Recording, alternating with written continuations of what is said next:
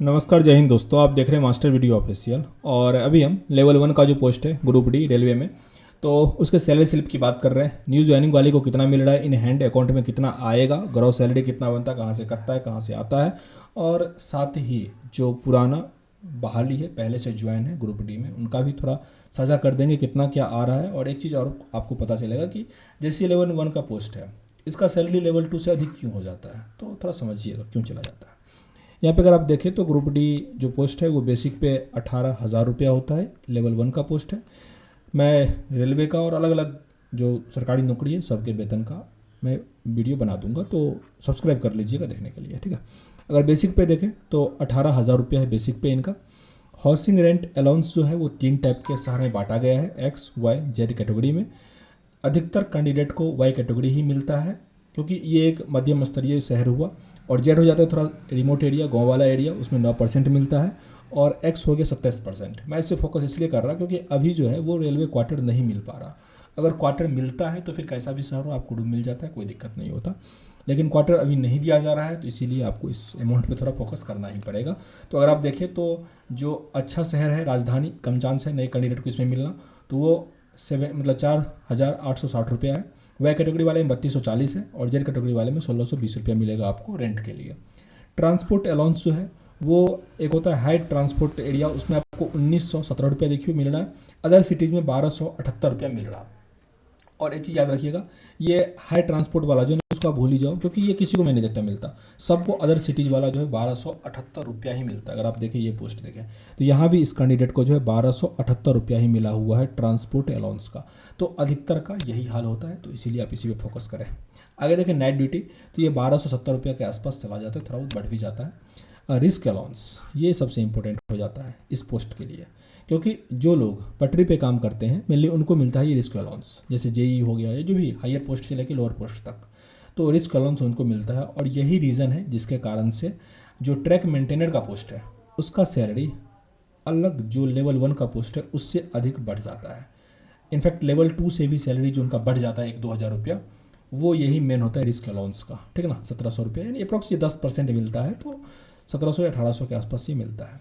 अब बात करते हैं डीए का, तो अभी ये 42% है, जुलाई में ही बढ़ गया है, 42% हो गया, तो 7560 रुपया ये हो गया। यानी टोटल अगर आप इसको ऐड कर दो तो ये जो हो गया, यहाँ पे आप देख सकते हो एक्स कैटेगरी वाले शहर में 34,970 रुपया, वाई कैटेगरी वाले में 33,050 रुपया, और जेड कैटेगरी वाले में 31,430 रुपया।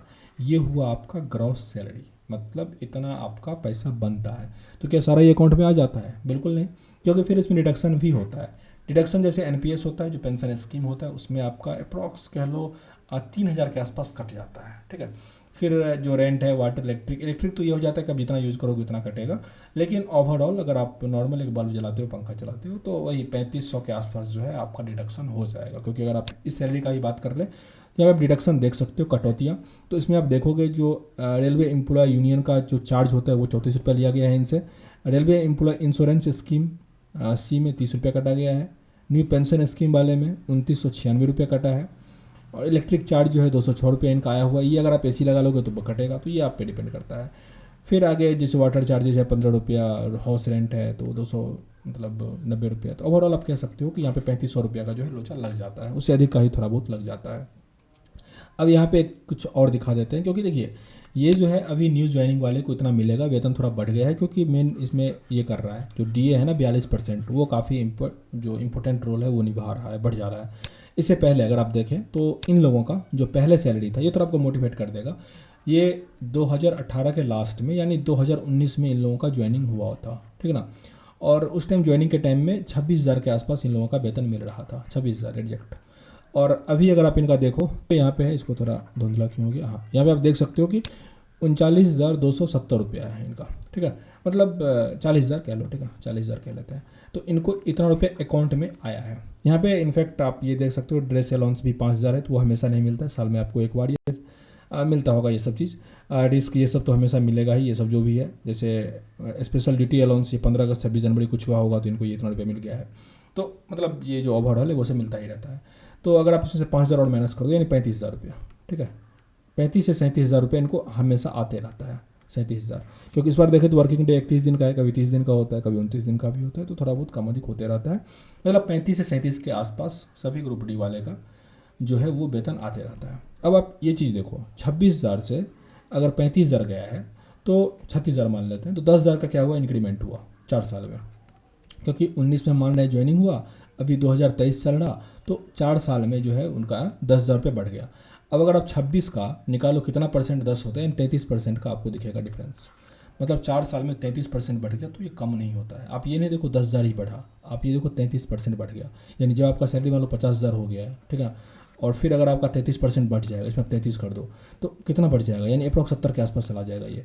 तो बढ़िया बढ़ रहा है 3-4 साल है। प्राइवेट में तो ऐसा बिल्कुल भी नहीं है, इसलिए बिल्कुल भी डिमोटिवेट नहीं हुई कि ग्रुप डी मिला है, मेरा सैलरी कम है, ये सब चीज़ धीरे धीरे सब कुछ बढ़ जाता है। और आप में क्वालिटी है, इम्प्रूवमेंट है, तो दूसरा नौकरी निकालिए।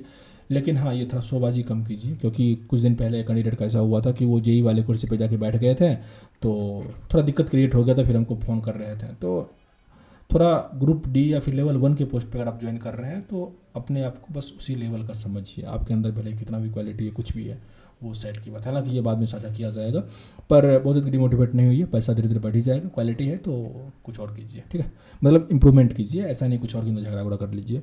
तो इस वीडियो में इतना ही, मिलते हैं नेक्स्ट वीडियो में, तब तक के लिए जय हिंद।